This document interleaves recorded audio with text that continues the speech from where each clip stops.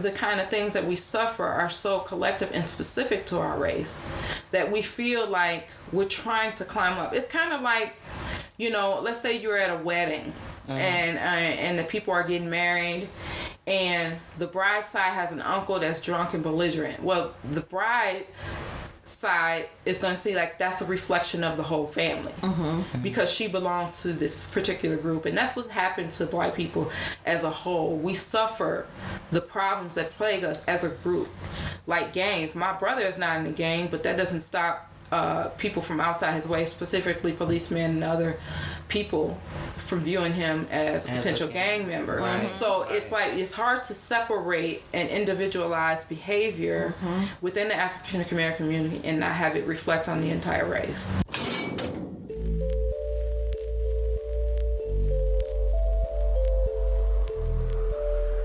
Hello, welcome to Meet the Shoe. I'm Sade. I'm Lena. And we are here with a new episode today. And we have the lovely Naomi. I met her a long time ago in our time doing prison in Shakopee facility. And she's gonna talk about her life, what's going on after prison, and her new book that she wrote. She has a lot in store. Just a really great story about, being in prison, getting out, coming out full circle, and just doing her thing and doing great things in life. Welcome to our show, Naomi. Thank you, guys. Thank you for having me. I'm so excited for this. It's not often that people want to hear what happens behind the walls. I think now in the day and age we're having is it's evident that there's a problem with policing in our community, but as a whole, we think that's just the start of a journey for our brothers and sisters and people who are incarcerated. We forget that is the beginning of the process, the encounter with law enforcement on the streets, but we don't think, and I guess it's not really at the forefront of our mind right now, understandably, but still we like to speak on the George Floyd situation and other deadly encounters with the police that happen with our people. But how many of George Floyd survived the knee on the neck and got processed and went through the system, and there they remain in a prison cell, in a prison facility. So I'm just here to talk about, that before that I also went through that journey, which is a very soul killing and spirit killing process to go through the judicial system, even if you come out, and even if for a short amount of time. One of my favorite MCs, Keith Murray, said to all my females in the prison, stay strong. Any day locked up is a day too long. It is. Yes, it is. And so, what happened with me, a lot of triggers have to do with mental illness. Mental illness has been, I've been hearing a lot more because celebrities I have been experiencing, from Tamar Braxton and, recently Kanye West. It is a subject that is not rarely talked about in our community, and there are several reasons for that. Two reasons that come at the forefront of my mind. Number one, Black pain. When someone starts to say, I'm depressed, and they're talking to someone in their family or a friend in the African American community, you don't have time to say, you know what, I need help. A lot of that is looked at as a weakness, first of all, especially from Black women. But when you say, I need help, or girl, I'm so depressed, I don't know what to do, you're immediately diminished. Girl, we all got the things going on. Everybody's struggling. You got to pick yourself up. Come on now. We ain't got time for this. You a strong Black woman. You got to just keep it going. You got these kids, and we need you. Yeah. So you're met with those kind of response. And then, so people usually don't speak out if they know they're going to be met. And so what happens, they internalize their struggle mentally, and they go within, which is the worst place you can do. It's kind of like putting a bomb in a canister and having it explode, or keeping a lid on a pot of boiling water, it's eventually going to come to the surface and basically damage both the pot and anything around it. Right. Yes. So that's usually what happens. And then the second reason I feel that Black people don't acknowledge or have conversations about mental health is because we're targeted as a race of having so many problems and so many issues within our community: Black on Black crime, mass incarceration, police brutality and genocide, health issues. We don't want to own another flaw as a group of people. We don't want to acknowledge that yet another problem plagues us as a community more than the other ones we have. Perfect example being, let's say something happens on the news and we're just hearing the report. Like, let's say a police shooter, someone that's doing a bunch of shootings, and we saw that with the shootings a couple while ago, where a man and a young man shooting people. The sharpshooters, or I forget what the name of them was. They had a little name. But we immediately go, oh, I hope they're not Black. And why do we do that? We do that because we don't want another damn problem. We don't want another thing that's wrong with us, because it reflects, and we feel it reflects on all of us. Right. As we're trying to climb ourselves up out of this pit of historical injustices that began with slavery and have just basically gotten worse, in my opinion. So why do we do that? Why do we take a situation from someone else being of color and put it on ourselves and make it our problem, when that's individualized, should be. Yeah. But that's the thing. We suffer, the kind of things that we suffer are so collective and specific to our race that we feel like we're trying to climb up. It's kind of like, let's say you're at a wedding and the people are getting married, and the bride's side has an uncle that's drunk and belligerent. Well, the bride side is going to see like that's a reflection of the whole family, because she belongs to this particular group. And that's what's happened to Black people as a whole. We suffer the problems that plague us as a group, like gangs. My brother is not in a gang, but that doesn't stop people from outside his way, specifically policemen and other people, from viewing him as a potential gang member. Right. So it's like, it's hard to separate and individualize behavior within the African American community and not have it reflect on the entire race. Right. Okay. And so what, in the state of the world that it is right now, what would you say, have we come any further from, let's say, the time that before you were incarcerated?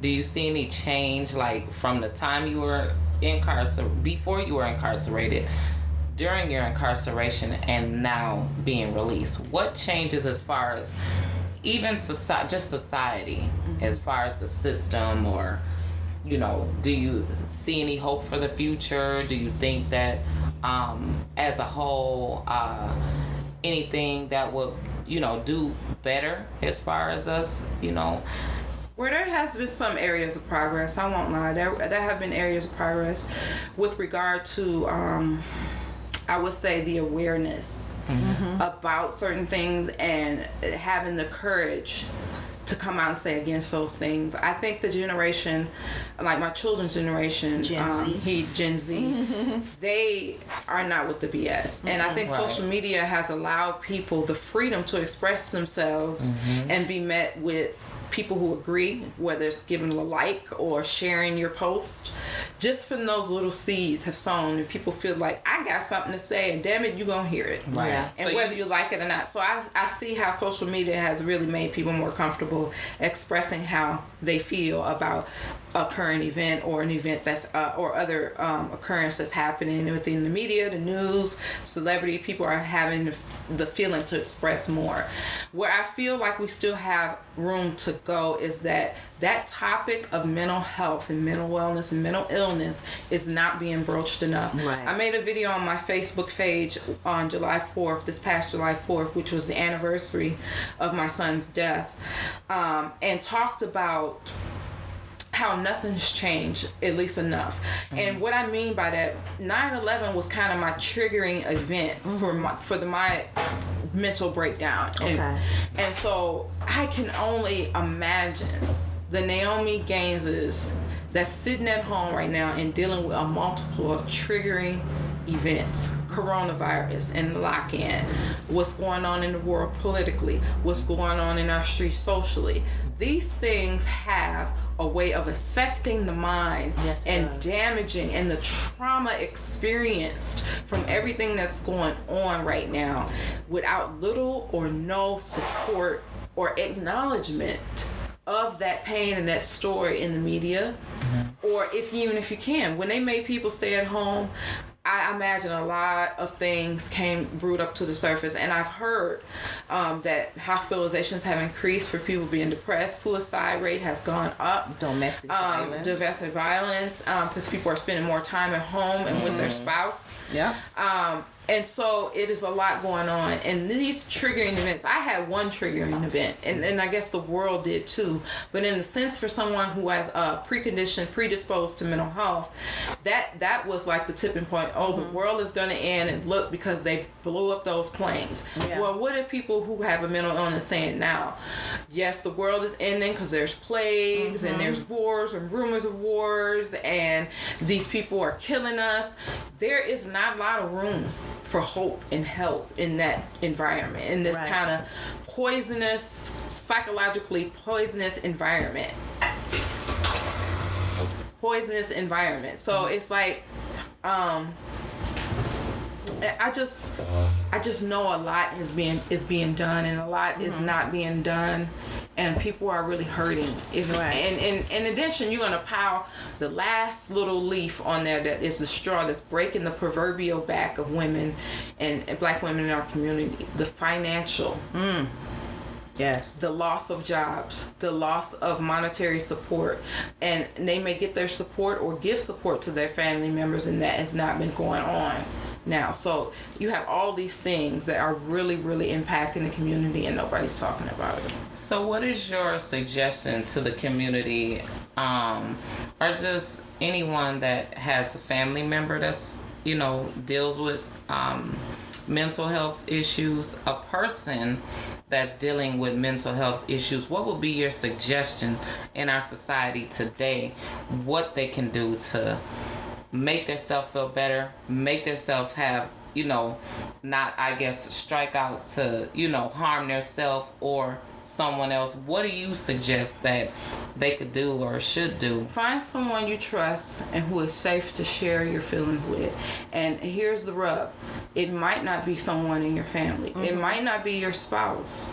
It might not be anybody that you're related to. But you gotta reach out, because we can only help you if you reach out. And I understand the apprehension about reaching out to people who don't look like you. That is a huge barrier to getting treatment and help for your mental health. But find a safe person to talk to. It could be your GP, your general practitioner, or someone in the community, and who's not going to judge you, who's actually going to listen. And if you don't know anybody like that, look on the hotline. NAMI's a good resource. I used to work for 2 years for NAMI Minnesota, which stands for the National Alliance on Mental Illness. And while they don't provide direct care, they have a plethora of services and phone numbers and resources for you to reach out to, where you can get the help you need. You do not need to suffer in silence. But if you don't get what is within, it will destroy you without. So make sure you find a safe place, a safe person, or just look up and have a safe number to call and reach out. That's the number one thing. You have to reach out for help. And if you feel like you're not safe or your children are not safe, tell somebody, scream to the top of your lungs if somebody won't help you. And if no other number comes to your mind, if you don't have internet access, your phone cut off, which is really a reality of what's going on because of the financial depression that we're in right now, pick up the phone and call 911 and say, I don't feel safe with myself or my children. I wish I didn't wait to the last minute until it was already too late to start reaching out for help. and I understand the reasons for not reaching out for help. I've been through them. I've said them. I've had those reasons. But you don't want to do something either to yourself or someone you love, Right. and have it be too late and live with the guilt and shame that accompanies something, so a tragedy like that. You don't want no parts of that. So What are some of the things that you did to help yourself overcome some of the things that you were going through, as far as dealing with, judgment, shame, guilt? What are the things that you do or have done to make yourself feel better, because you look wonderful? Yes, it does. And your body of work since your incarceration is like immaculate. And what can you encourage a man or a woman as far as, your strength? Because since I'm just meeting you now and just watching, some of your work and just hearing some of your story from Sade, what is it that you can tell the viewers, the listeners, what they can do as far as what is what the things that you went through And overcame. Yeah. that's a good question, and I'm glad you asked that. And I'm glad you asked that for this reason. The loneliest time I had was going to segregation for a suicide attempt. Being in that dark cell with no clothes, they give you the jumpsuit, the pickle suit, or the banana suit, that's what people call them, which is a tear-proof jumpsuit along with a tear-proof blanket. You're not even getting toilet paper. And in that room at night, stripped away of pen and paper, stripped away of ability to reach out and call my family, stripped away of everything but my own thoughts. The thing that sustained me is going to be different for everybody, but what sustained me in those lonely nights was music. Okay. The music I had heard prior to coming to prison. For example, KRS-One has a song called I Will Make It.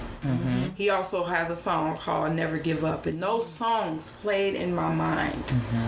And I heard the voices of him singing. The music played so crisp and clearly in my head as if the CD player and the radio was in there with me. So that dark night of the soul is what they call that. Literally, that's what it was for me. That is like the point. It's actually the tipping point that will decide your fate after the next day comes. Right. Either you're going to go here, giving up completely, or you're going to push past and push forward and pull through that dark night. And so everyone has something. It could be what your grandmother used to say to you, or a kind word, or a compliment, or something, or a happy memory. That is the remedy for me, is to bring back the memories of good times in my life, of the love I felt from someone, of the hug that I couldn't feel from my mother's arms. It is something that has to sustain you, which really I was the one that went on the left, where I was the one that pushed through that night, that dark night of the soul. And the next morning, it was the sunshine so bright. I have never seen better sunshine the next day than that. And every day since that, I knew that what I did, that music that I heard in my mind from KRS-One, that song, Never Give Up and I Will Make It, I knew that from that point on, I wanted to make music like that. I wanted to make music that if I heard it and I felt horrible and I felt like giving up and dying, that would make somebody think twice about doing that and giving them the hope to divide the next second after the next second after. Because sometimes moment to moment is too long. If you can't take minute by minute, hour by hour, do second by second. And that's what I need. You can travel from here, where we are in Minnesota, to all the way to California in pitch black with only 200 feet that you can see with your headlights in front of you. All you gotta do is keep going. You don't have to, like Martin Luther King, you don't have to see the whole staircase. Just take one step at a time and you'll eventually get to the top. So what sustained me in that time was that conscious, positive rap music, which I've dedicated my life to creating, to recording, and to conveying to the world. Because no disrespect to anybody that makes different kind of music, how many bottles you pop and women you can have sex with wouldn't have worked that night. to help me, inspire me. In fact, it would probably make me go in the other direction to follow through with the thoughts that I was having to end my life. Okay. So that's what it's different for everybody, but that's what worked for me. Okay. So with that entail, your music, you started writing music, but what made you write the book, A Hip Hop Tale? Well, actually, I talk about it in the book in the preface. I had a dream one night, and this was while I was incarcerated, of what a world would look like without hip hop, where hip hop was banned. And that's why my book is called Illegal, A Hip Hop Tale, because one night I had a dream where I lived in a world where hip hop was illegal. Oh, wow. It was against the law to talk about it, to sing about it, to write it, to have anything to do with the 9 elements of hip hop, which WAP is only one of those elements. But to have anything to do with hip hop carries with it a death sentence. Whoa. So when I had that, I was like, that would make a bomb short story. Right. And so I got into a prose writing class with Sherry Register. God rest her soul. She just passed away recently. She came to Shakopee. She's a published author. Her book is called The Packing House Daughter, which was on the New York Times bestselling list. Okay. And she came and did a advanced prose writing group at Shakopee, which means you had to test to get into the group. Okay. You had to write at a certain level to be eligible to participate in that group. And I was in there with some bad sisters that was writing. Yeah. Was writing some. I was like, wow. And so the assignment for that class, which we met for 3 months, every Saturday for 3 months, was to create a short story. And that was the class assignment for those 3 months. And it sounds easy. Just write a story. Spot went to the store, he came back, and he went to sleep, and he lived after her. It sounds simple, but she had us go through the beginning, middle, and end. The first month, we was just revising, writing, and then later revising the first part of the story. And then the middle part of the story was the second month. And then the third part of the story was the conclusion. And I remember that she was like, it could be about anything. You could write about anything you want. So I decided to write a short story about the dream that I had. At the end of the class, when we had our completed short stories, which she took, and we didn't get them that day. The last day of the class, we handed them in, and we had kind of like a little farewell get-together kind of refreshment thing. And she said she will comment on our stories and mail them back to us to tell them. So she wrote my story. She wrote comments on it. But she took a whole page damn near and wrote, this story is amazing. Wow. If you can turn it into a novel, I can get somebody to help you cultivate it and edit for free. I have a person who teaches. Her name is Mary Gardner. She's also a published author, and she teaches at the Loft downtown Minneapolis, a writers group, novel writing class. Yeah. And she took my novel and held it as a baby, and we worked on that novel for 2 years. Wow. I would send her a chapter at a time, and mind you, I couldn't afford to copy the pages, so I had to write it twice, just in case my chapter got lost in the mail. Right. And that was my only copy. So I wrote, and we did this all through correspondence, and then at the end, when it was finally edited and done and completed, I typed it up, and by that time I had been transferred to the state hospital at St. Peter. I typed it up because you could use their computers for personal reasons. And then I mailed it in to Page Publishing, who blew my phone off the hook, saying, we want to publish your book. It is wonderful. There's nothing out like this. There has been nothing out like this. And so and the rest is history. My book became published. Does very well. How's your book doing right now? It's doing really good. And what is happening right now is I actually have a commercial. Through another podcast that's Urban X podcast, where they had a show where they talked about my book and talked about my story. I wrote them and sent them a copy, and he read it and he loves it. So now when his podcast is coming on, they've created like a little page telling people to get my book. Oh, nice. That's beautiful. Nice. So it's been going really well. And it's been doing really well. Especially, I hate to say it, in this time, because of the dystopian style of the book and the dystopian nature of the book theme. That's the theme. Post-apocalyptic and pre-apocalyptic. That the book is more relevant now than it was when I first published it. So you because went of what's going on in the world. futuristic with it. Right. Yeah, absolutely. That's right. Okay. So do you want to take us back some of what happened prior to you being incarcerated, and what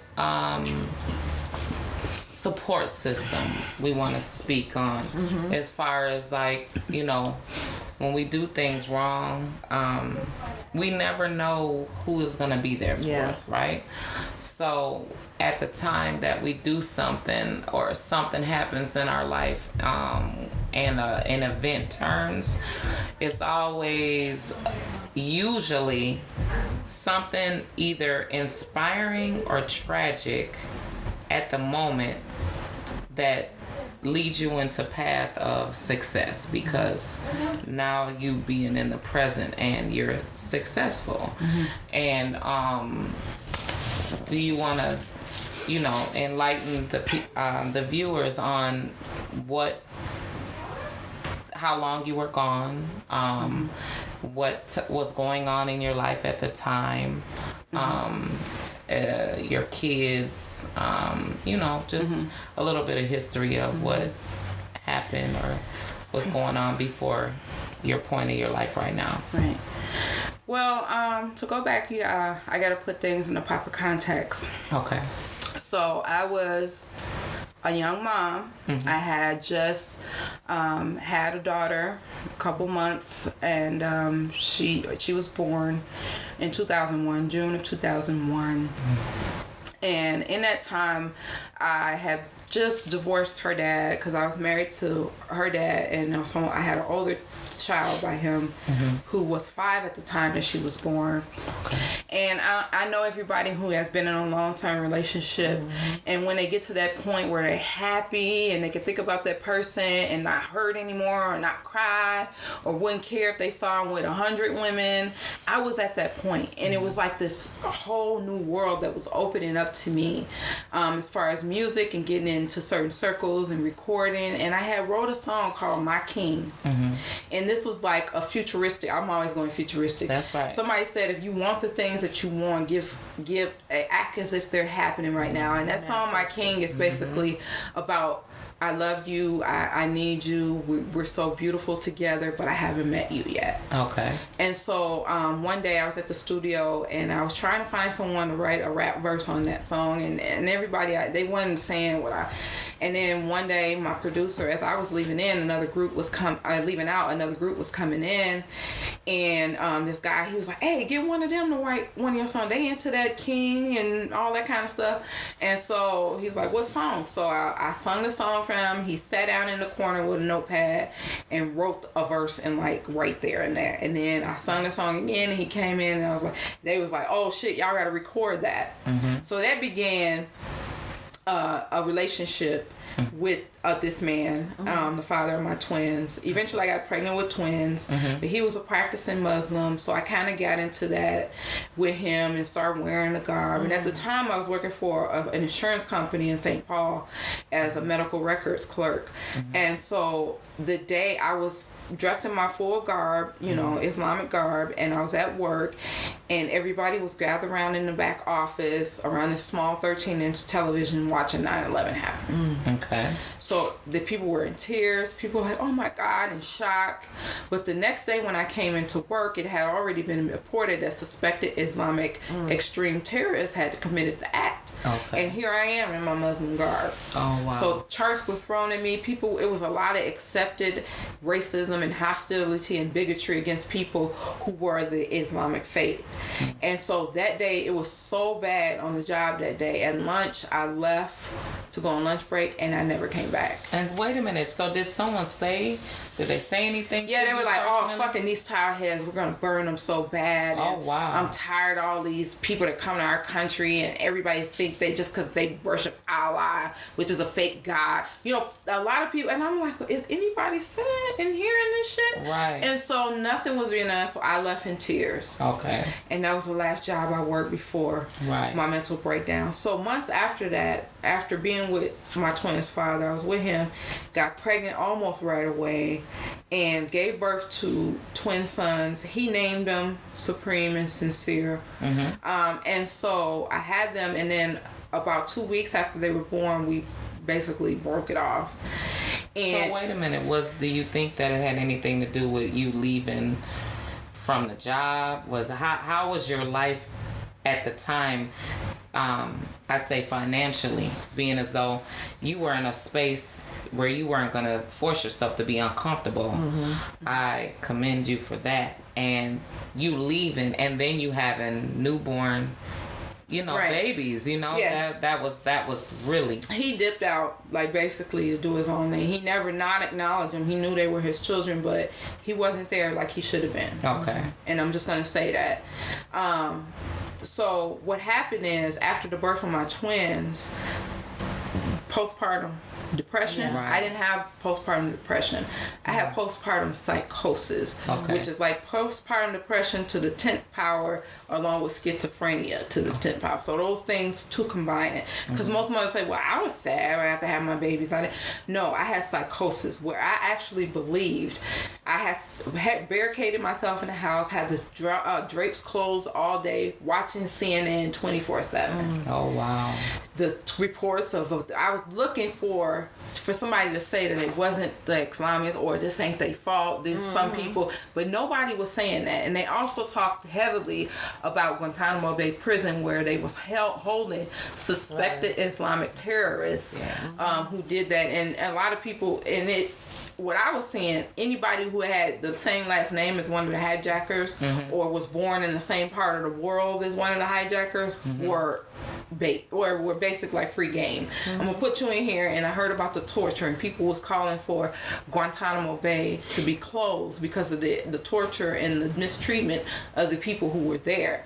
Then what happened was, one of the women, because the father of my twins had lots of friends who were in the nation, and I used to be around their women, because the women would all come together while the men were meeting or whatever. And one of the women, the mothers, came over to my house, and she was crying, talking about, I can't take this no more. I'm taking my kids out of school. I'm changing their names because I'm tired of coming home beat up and all that kind of stuff and being called terrorists. So this is how bad the anti-Islamic sentiment was at the time of 9/11, and it was accepted of being the Muslim, Right. So a lot of people were going through that people didn't really talk about. Again, something that wasn't talked about. Only one side of the coin was being tossed. Okay. So I was like, damn, is it really this bad? And I began to fear for my children because they had Islamic names. Their last name Allah. And I began to fear that if they grew up, they were going to be accused of being terrorists, and people were going to try to kill them, and all this stuff came into my head. And then this was as a result of the hormonal imbalance that was had by my body from having my daughter, because my daughter was only 2 months old when I got pregnant with the twins. So having back-to-back babies like that, and plus twins, twice the hormonal changes and all the things that women go through when they have babies. So I started to believe that my family wasn't really my family. Some people aren't old enough to remember the movie Invasion of the Body Snatchers.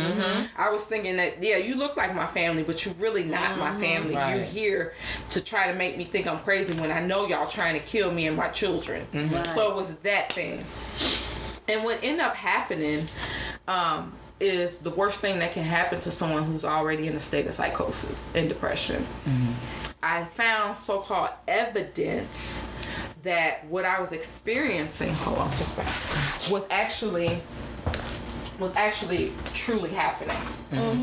I got a hold to this book called Behold a Pale Horse. And it's by William C. Cooper. And the man that wrote this book was a former U.S. Naval Intelligence officer for the U.S. government. This is like his tell-all book about the secret societies, the conspiracies, JFK, aliens, just about it. He has documents in here. He said that one day he knew he was going to get killed for releasing this information. He has been killed since then. So on page 168 of this book, on the third paragraph down, I like to show, and it talks about a program, and I'll just read from the book. And it says, overpopulation by, Sir Julian Huxley said, overpopulation, in my opinion, is the most serious threat to the whole future of our species. Since large populations were to be decimated, the ruling elite decided to target undesirable elements of society. Specifically targeted were the Black, Hispanic, and homosexual populations. The poor homosexuals were encouraged on the one hand and scheduled for extinction on the other. The name of this project was called MK Naomi. Wow. Whoa. Right there. Wow. Wow. So how did you feel? I felt like that was confirmation that I wasn't being crazy, that they're trying to kill me and stop me from having babies because they want to kill all our babies. They want to kill me. And the MK, I just figured, stood for must kill Naomi. Wow. Right. The worst thing a psychotic person can have is seemingly physical evidence to support their own delusion. And if you have that, then the people trying to convince me that that's not real, I'm just taking you as agents of the system. You're one of them.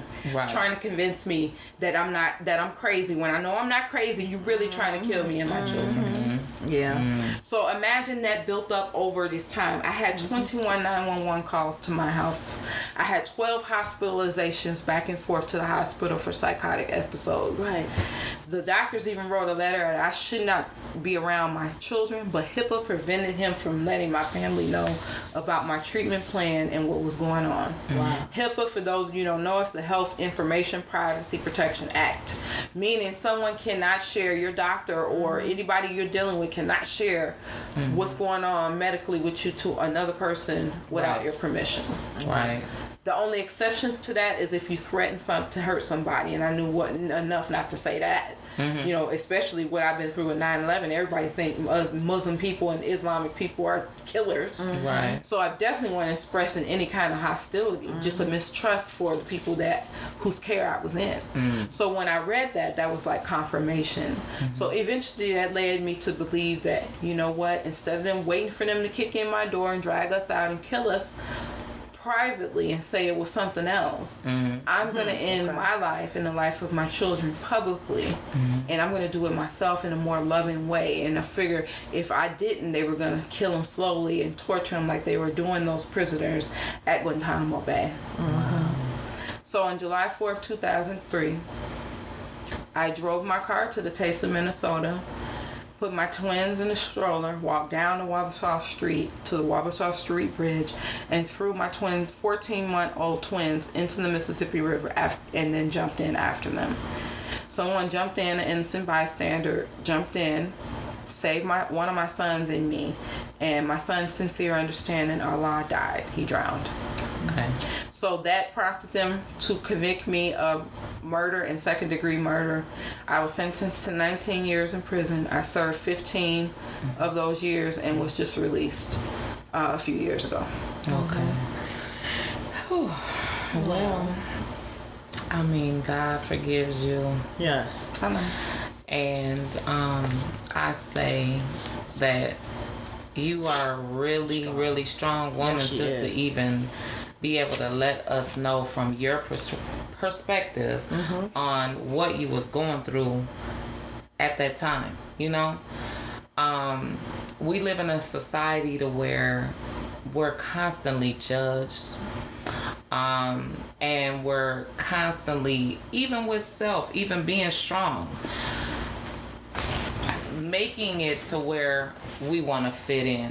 You know what I'm saying? Where regardless of what a group of people you're trying to get with or be associated with, and just you being able to help who comes after you, and just being able to express your feelings and your thought process at the time to your family, because I'm pretty sure that at the time you were going through it and that situation happened, you've had family, friends saying like, why did you do that? at that moment, I know you couldn't really answer the answer that they wanted to give. They wanted you to have. Let me say that. And so, just how you explained it, it's giving us, I have people in my family that suffer from mental illness, and friends right now, presently, someone that is going through this right now. So for you to express it, you did a wonderful. No, she put it in perspective very well. Yeah, I mean, I could see, especially with what you just read out of the book. You know what I'm saying? Okay. With and just everything that you was going through at that time, and being a young mom, you know what I'm saying, having kids. And so I just appreciate you for allowing us to even question you, or for you to tell your story. I greatly appreciate it. Thank you. So when you was getting released from Shakopee, did you get released from Shakopee, or you went somewhere else? Right. What happened with me is rarely happens in people's cases, like what happened to me. So basically, a lot of racism is in the system. We all know that. Yes. But it's in every area of the system. So what happened was I was charged on the criminal end for murder and second-degree murder. I was charged on that end. But I also was committed on the civil side of things. Okay. And I was committed as MIND. And what that stands for, I was committed as mentally ill and dangerous by the civil courts. So that meant a lifetime commitment to Department of Human Services, which is the state hospital. So at the time of at the same time that I was being charged criminally, I was also being committed civilly, civil commitment. And so when I was sentenced to prison, I was did my time in prison, and after my time was up, I had to immediately, after I was transferred, to the state hospital for mental health treatment. And what that is, that's an indefinite commitment. They don't ever have to let you out. Whoa. It is no time limit. It is no release date. It is none of that. It is when the people, the doctors, and your treatment team decide that it's okay for you to leave. And I don't see why they even made her dangerous, because when we did our time together, she was just the sweetest person in there. She took care of her business. She didn't bother anyone. She went to school. She did everything she's supposed to do. You know what I'm saying? It's like you got 2 sentences. It was. Wow. How did you overcome and, first of all, get out of that? Well, I'm one of those people that are really, really resilient. And I'm that because I have the love and support of my family. First of all, let me say how much that matters to have a support system of the family that I had. I have never walked into a courtroom alone. All the pews was filled up. They was in there like it was a sports arena. Yes. And I've never had to go through that alone. Amen. And they gathered around to help raise my remaining children and keep them all together and keep them to know, and then keeping my son with pictures of me and telling him the story as he was growing up, so he wouldn't have, I hate my mom because she tried to kill me. Luckily, my son does not remember any of that because he was a baby, but he still had questions along the way, and so my mom kept records and any questions he wanted to answer, and they had first-hand experiences of my episodes because they were there and calling 911 to come get me. So it's like they were there watching me, and they like, y'all not helping her, and so it was so awful because they didn't know what it was to do. They didn't know what to do. They were doing the best they can with what they had. And so when my sister stepped in to raise my children, she stepped up. She was 21 years old. She doesn't have any children, didn't have any at the time. She was in school, and she was in a studio apartment with her then boyfriend, and she didn't bat an eye. They needed kids going foster care. Bring my niece and nephew here. Amen. And I ain't got nowhere for them to stay. They're gonna make a pallet on the floor and work it out. Yes, we will. And that's what she did, and I had to. Oh my God. I gotta let you hear my song, my shout out. It's called Shout Out. I'm talking about my family in there. But Yeah, so that support was paramount, I gotta tell you. The level of resiliency I had was paramount. The practice at taking myself out of horrible situations and putting myself in other worlds through literature, through books, reading. Everybody, when they saw me, I always had a damn book. She had a book and the dictionary. She's just a smart cookie girl, I'm telling you. I'm telling you. Yeah, so living in the projects, just on a side note, living and growing up in the south side of Chicago in the Robert Taylor projects, and only can't go outside to play because gangs, people killing, people snatch your kids, all kind of stuff. So I'm left in the house with only the freedom of my own imagination. And I used to read books to take me to the other worlds and like to use that as escape. And so that skill stayed with me all my life. So when I was in prison, I just dove into books and transported and escaped out of there through the power of my own consciousness in my mind. So that's one of the things that helped me. Number two, nobody's successful alone. I had help. When people saw I wasn't who everybody was making me out. Oh, she cool as heck. Yeah. And being a librarian, helping people with find books, helping people look up case law and sentencing guidelines for their own case, that caused my star to rise in the sense that I had respect from people, from both my peers and staff, because they knew I wasn't on bullshit and they saw me helping. So having that and living my life in basically service while in prison, I got that from my mom. Take your mind off yourself. Go help somebody that don't have what you have. And that's what I did the whole time I was there. And that eventually helped me to be resilient and realize how grateful I was. Because I'm going to tell you, I was in there for killing my son and trying to kill the other one. But some women were just in there for drugs and they were snatching them parental rights like they was going out of style. And got their kids taken and couldn't see them, couldn't know who had them, what was going on in them with them, where they were at or how they were doing. And I had a worse crime with my kids, but I was blessed enough to have family to take over my kids and not take my parental rights from my children. I still to this day and before did not have my parental rights taken from my son or my two oldest children. I did not, and my family fought for me to keep my parental rights, which is why I'm able to see my children today. So I can't say and emphasize enough how much support matters to someone's success. Yes, and I got so emotional right now because when you talk about your sister, you know, stepping up in place. My mom, she stepped up in place, took my kids.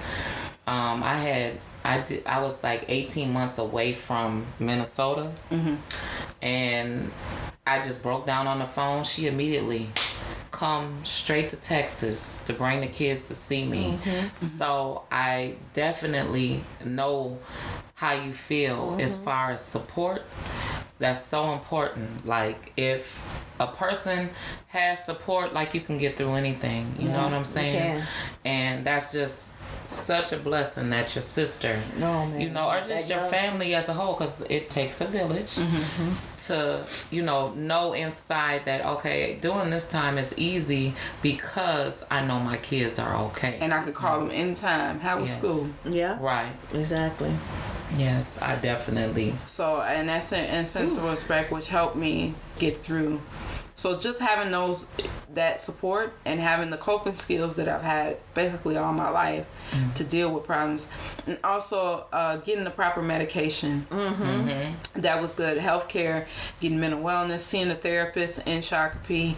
That's why I didn't feel the need to go back to St. Peter, but I didn't know my Prince Charming waited for me. Okay, on the other side. On the other side. So, yes, Lord. Who loves me, and first healthy relationship I've been in.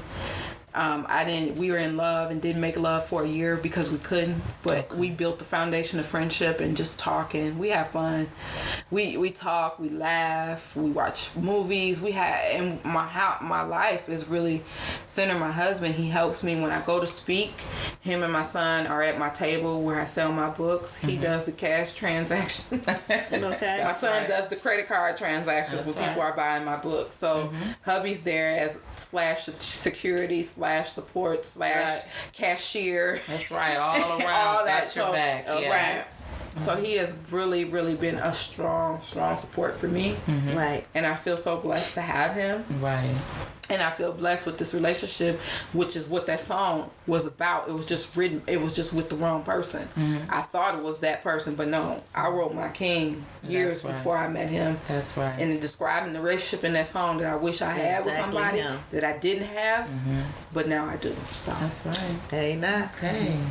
Well, we have this segment at when we're rounding up at the end, and it's called the shoe. Right?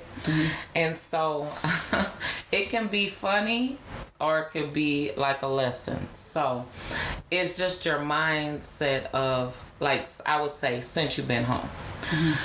Has there been a time where you felt like, now if they do this, I'm gonna end up going back?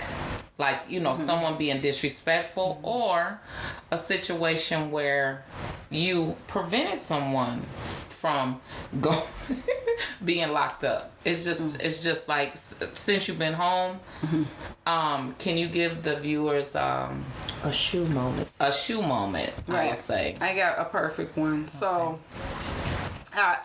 eventually, when I was at the hospital, towards the end of my time, I was getting passes home on the weekend, which my sister and her boyfriend / fiance was come drive out to St. Peter, pick me up, and I'll be at her house for the weekend because she still got my kids. My kids will come over there. She lives in the same building. My mom also lives in her apartment building, so it's kind of like, go over, sis, chill with her. Well, at the time, they had got a new cat. Okay. Right? They got a new cat, and the cat was gnawing on stuff and chewing on stuff. So all day, I'm playing with the cat. He's so cute, small, just like him, and stuff. And so before I go there, my mom was on drugs real bad when I was little, and she also had a boyfriend that was very abusive.